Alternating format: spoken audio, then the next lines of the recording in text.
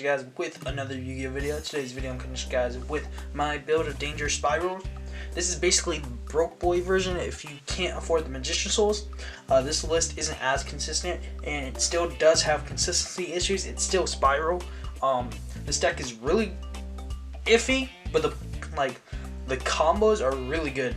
Like, honestly, this deck does a lot of crazy things for like 1 or 2 card combos. It's pretty nice. Yeah, that's all I have to say about that. Also, I apologize for not uploading in the past like month and a half. I do promise I will get more content out there.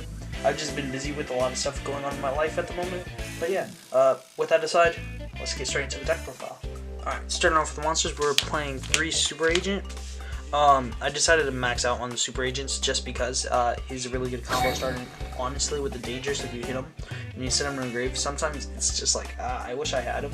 And so you can go Rescue Summon, or you can go like Drone added back from grave, stuff like that. And then we're playing 2 Mummy Planes, 2 because kind of when you open it, it's kind of bricky, except, I mean, kind of because we're playing Dangers to send to the grave, but 2 is also nice, so you can always banish more copies if you hit it. The 1 Quick Fix, obviously, the 1 Drone, the 1 Last Resort, and the 1 Sleeper. Took me a second to remember what all their names were, because most of my Spyral cards are in Spanish, just because Spanish is nice. And then for our Dangers, we're playing 2 Mothman, 2 Snake, 2 Jackalope, and then 1 Nessie. I do like this engine a lot, mostly because you can spam out rank 4s easy, like Dagaris and a Dweller on your opponent, just because if they hit the Jackalope, where you can discard off like the 1-for-1.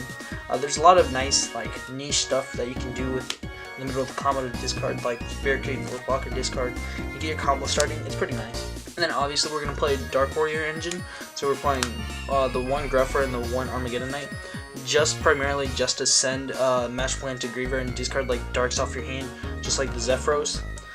Because Zephyros can be a brick, but he's also a really good combo starter to return back the field spell. And we're obviously playing 3 Mally. Mally is such a brick, but you also have to play him just because he gets you in the middle of the combo. Sometimes, so like if you open it 1-for-1, hit it with the Danger, it's a pretty good combo right there. Just special summon it with the Danger, and you already have like a Barricade, Boardwalk to discard of what you actually need and send to grave.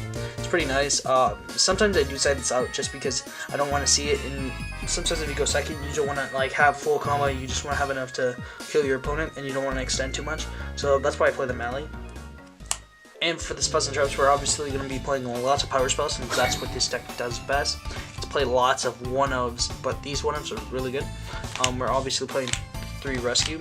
Mandatorily, this is one of the best cards to play. I know Extrav build and some builds only play 2.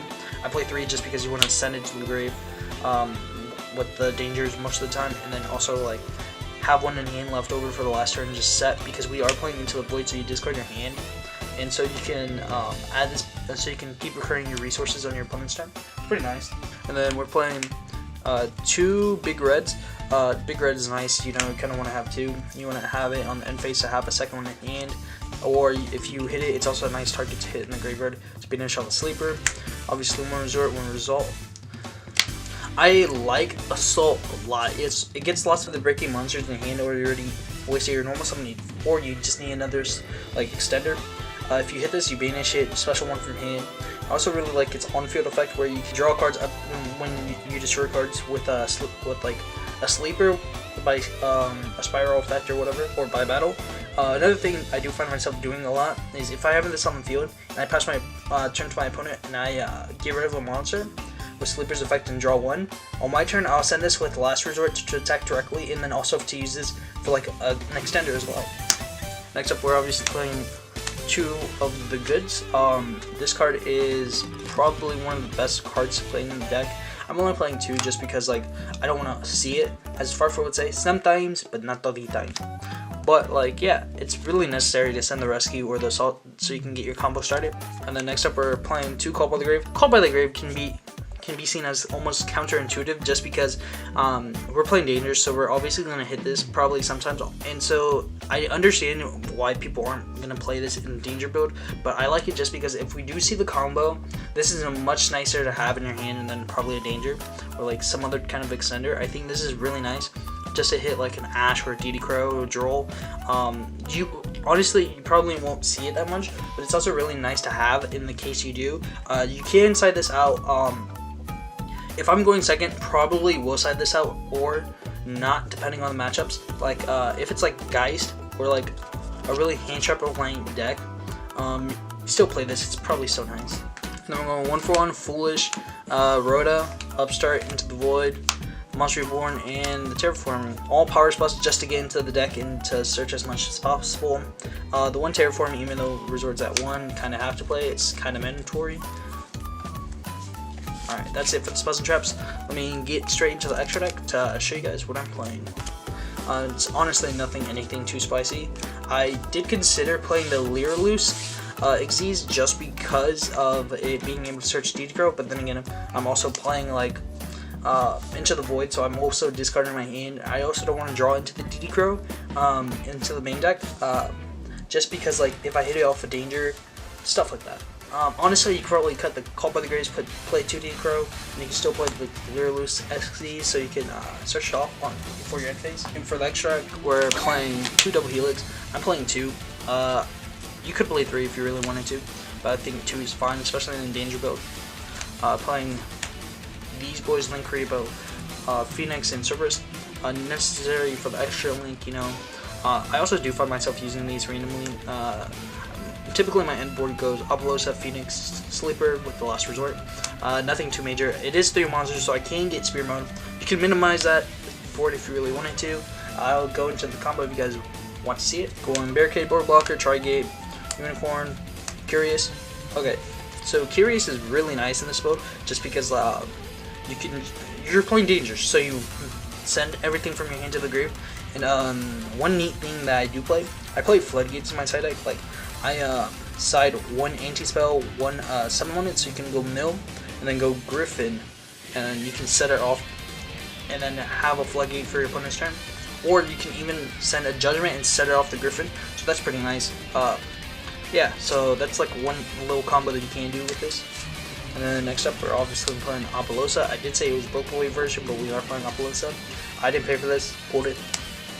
And then we're going for, obviously, the Kill Dragon.